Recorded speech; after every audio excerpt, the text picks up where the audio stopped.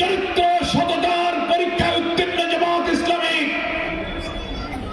আমরা তাই প্রতিশ্রুতি দিয়েছি, বারবার 54 বছরে আমরা আমাদের স্বাধীনতার লাল সবুজ পতাকাকে সমুন্নত করার জন্য রক্ত দিয়েছি, আমাদের তরুণ ছাত্র জনতা রক্ত দিয়েছে। এইবার একটি অন্তর্বর্তীকালীন সরকারের অধীনে অরাজনৈতিক সরকারের তত্ত্বাবধানে নির্বাচন আশা করি নিরপেক্ষ হবে ইনশাআল্লাহ।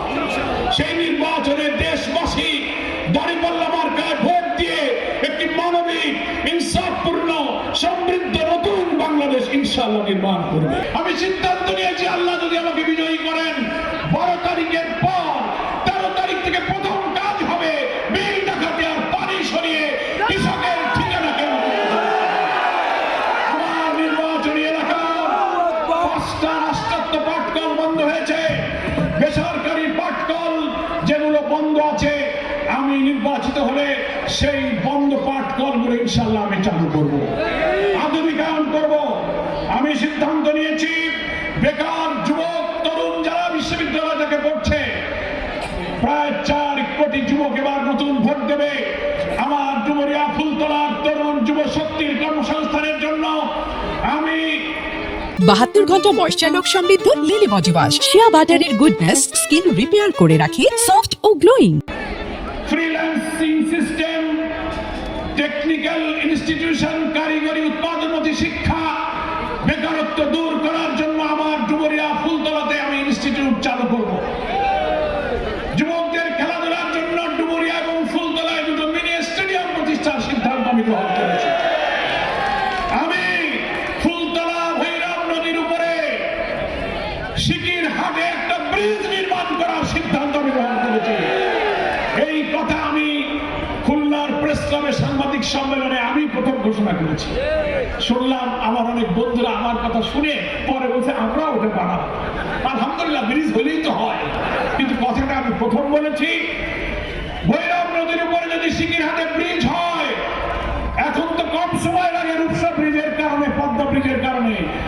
সিকিরহাটের ব্রিজটা হলে আরো 1 ঘন্টা কমে আমরা ঢাকা থেকে খুলনা আসতে পারবো। আমি সিদ্ধান্ত নিয়েছি, ডুমুরিয়া হচ্ছে আমার সবজি, মাছ, ফসল উৎপাদনের একটি দক্ষিণ অঞ্চলের হাবে পরিণত হয়েছে।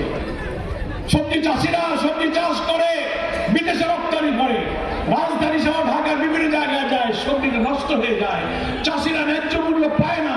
আমি গতবারও পার্লামেন্টে বলেছিলাম, এইবার আল্লাহ তৌফিক দিলেন ডুমুরিয়ায় এই সবজি মাছ সংরক্ষণের জন্য আমি হিমাগার নির্মাণ করব, যেন ন্যায্য মূল্যে সবজি মাছ চাষিরা বিদেশে তার ফসল রপ্তানি করতে পারে। আমার দৌলতপুর থেকে শাহপুর সরগাতিয়া হয়ে চুকনগর যে রাস্তা ভেঙে রাস্তার মাঝে মাঝে খাদ হয়ে গেছে, পাকিস্তান আমলের যতীন কাসেম সড়ক বলা হয়, জেলা পরিষদের রাস্তা ছিল, এই রাস্তাটাকে ডবল লেনের রাস্তায় আমরা পরিণত করব। টেকনিক্যাল ট্রেনিং ইনস্টিটিউট আমরা করব। ফুলতলা এবং ডুমুরিয়ার 2টি স্বাস্থ্য কমপ্লেক্স আছে, হাসপাতাল, 50 বেড, আমার সময় 50 বেডে আমরা উন্নীত করেছি।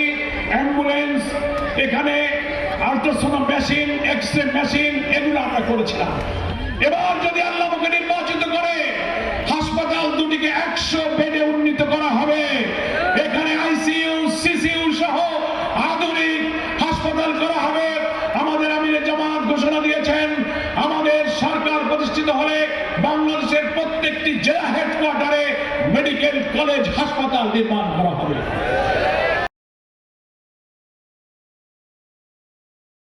72 ঘন্টা ময়েশ্চার সমৃদ্ধ লিলি বডি ওয়াশ, শিয়া বাটারের গুডনেস স্কিন রিপেয়ার করে রাখে সফট ও গ্লোয়িং।